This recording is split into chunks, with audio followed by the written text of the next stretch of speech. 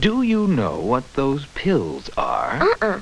Hey everyone, welcome back to Wonderland Wednesday. Today's going to be a little bit different. I know last week I said we were going to be doing the 1986 BBC version. However, I don't have time to do that right now. I've been working on another project and I ran out of time.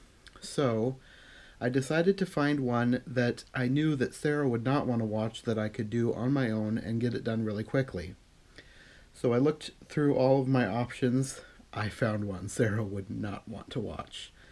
This is an anti-drug PSA from 1971, and it is just as weird as you might expect it to be. It starts out looking like a stereotypical 70s movie, the, golden hue of the film.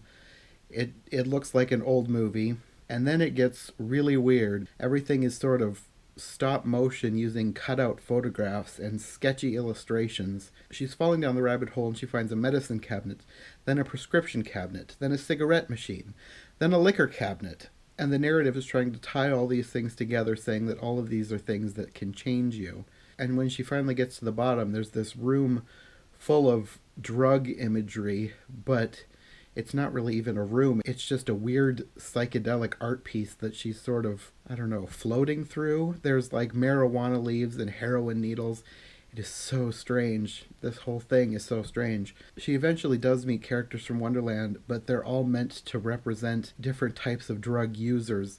The king holds a giant heroin needle. The caterpillar is now smoking a hookah full of marijuana. And to be fair, we don't really know what was in the hookah before, and the hookah has always been there, but the focus was never on the hookah. None of the dialogue was ever drug-related. She meets the Cheshire Cat, who is very strange. I'm not sure if he was meant to represent a drug or not, but eventually she ends up at the Mad Tea Party. In most versions, the March Hare, at the beginning of their encounter, offers her some wine and then doesn't give it to her because there isn't any, and it's already weird enough that he's offering a small girl wine. But I suppose the fact that there isn't any makes it okay. I don't know. But this time he's offering her uppers, and he doesn't give her any because they're all his. I can't even... There's no way to adequately describe how weird this short was. I don't know if this would turn anyone away from drugs or turn them towards drugs. The Dormouse is taking sleeping pills, and the Hatter, I think, is on LSD.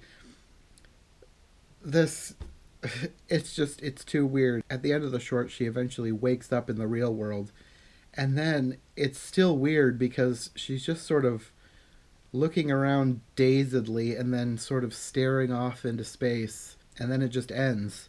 I said before the short is weird. Weird doesn't even begin to describe it. If you are interested in the historical significance of this short, maybe watch it. But if you're looking for a good Alice in Wonderland adaptation, the fact that it's an anti-drug PSA probably should tell you that it's not a good adaptation anyways. But if you're looking for, like, a weird historical cartoon and you're into that kind of thing, I guess look into this one because it's historical and it's weird, and that's about all it is because it's just weird. That's all I can say about it. Well, that's one more weird adaptation down that Sarah doesn't have to sit through. Next week, we'll be back with the BBC miniseries from 1986. It is far better than this. It's one of the better ones we've watched, and we talked about it for so long that I had a ton of footage, which is the reason I couldn't get to it this week.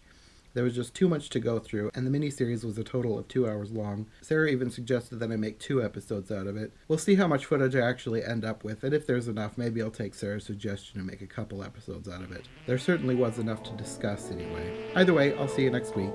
Bye! Go home.